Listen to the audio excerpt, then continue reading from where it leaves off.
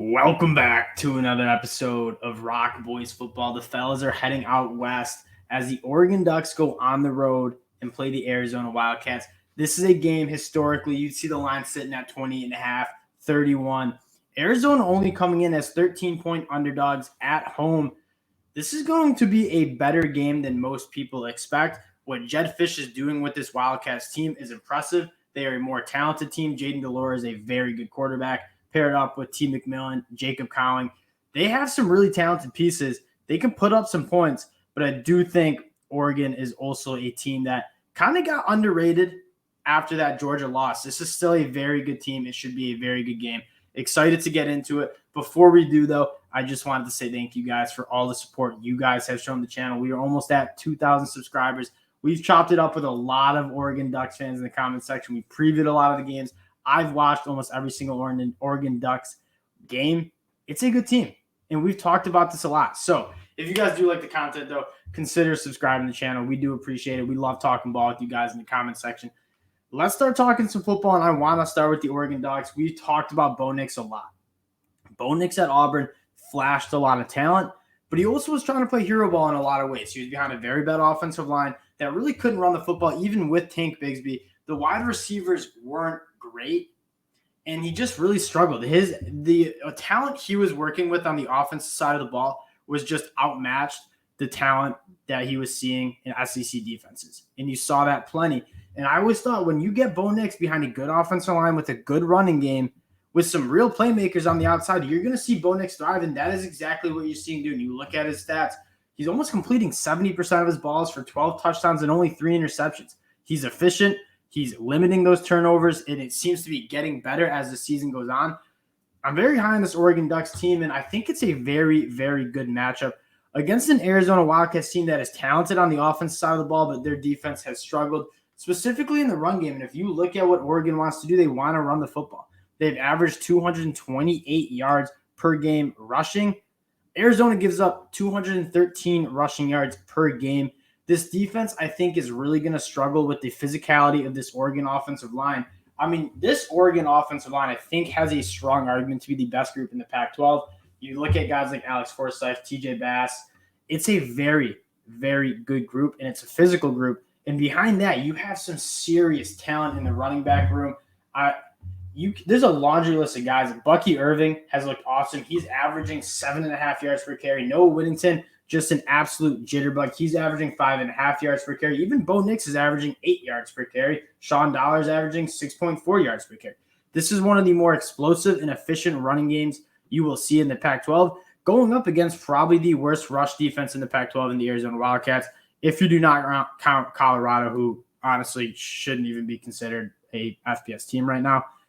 I really like this matchup, and you're only catching 2 touchdowns for Oregon. I think Arizona will be able to put up some points, but I think Oregon's ability to run the football and control that time of possession and limit the Arizona Wildcats in terms of how many possessions they get. They will need to score on every single possession they get, because I really don't see Arizona or Oregon not scoring on many of their possessions. I see them really controlling the time of possession, and that's going to force Jayden DeLore to do a lot. He's thrown 6 interceptions through 5 games. It's a talented, he is a gunslinger, and he's got really good wide receivers to work with. And I am a little concerned about Oregon and their lack of experience in the back end. You saw that on display against Georgia, but I think this is a group that has gotten better. And you look at Oregon after that loss against Georgia, they've kind of been clean as shit. They're 3-1 against the spread since that loss, covering against Eastern Washington. BYU should have covered against Washington State. We were in on that game. That was a disgusting, disgusting beat. And then they cover against Stanford. It's a defense that is getting better, and I think you knew it was going to get better. The defense up front, it's a talented group. DJ Johnson, I really like rushing the passer. Brandon Dorless, I really like, and obviously Justin Flo, Noah Sewell at the linebacker spot. It's a very good front seven that I think Arizona will, quite frankly, struggle to block.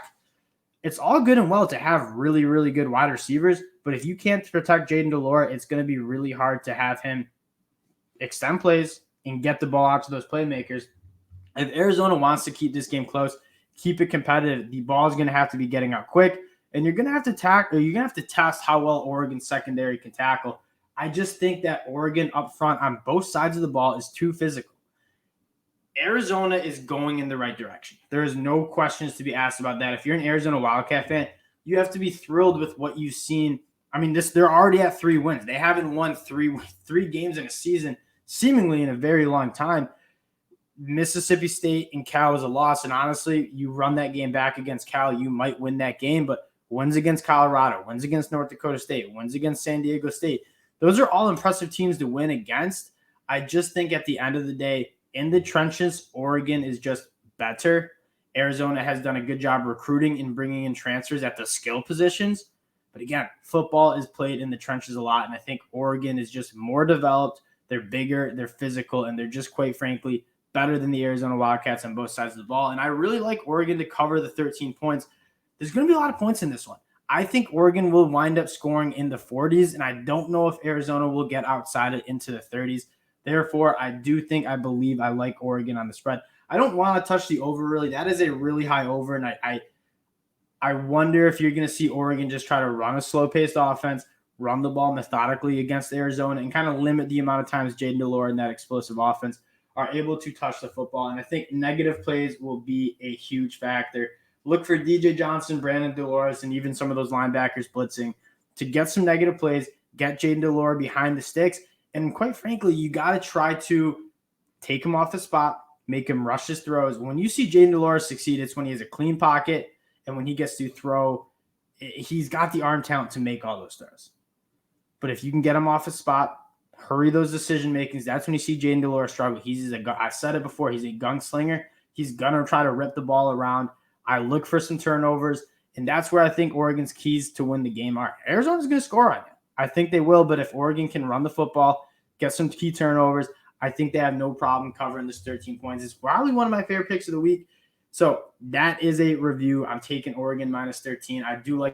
I'm excited for this game. It's going to have a lot of fireworks, and we appreciate you guys checking us out. Again, if you do like the content, consider subscribing to the channel. In the comment section, let me know what you guys are thinking for this game. It's going to be a good one. We appreciate the support, and we will talk to y'all later. Peace.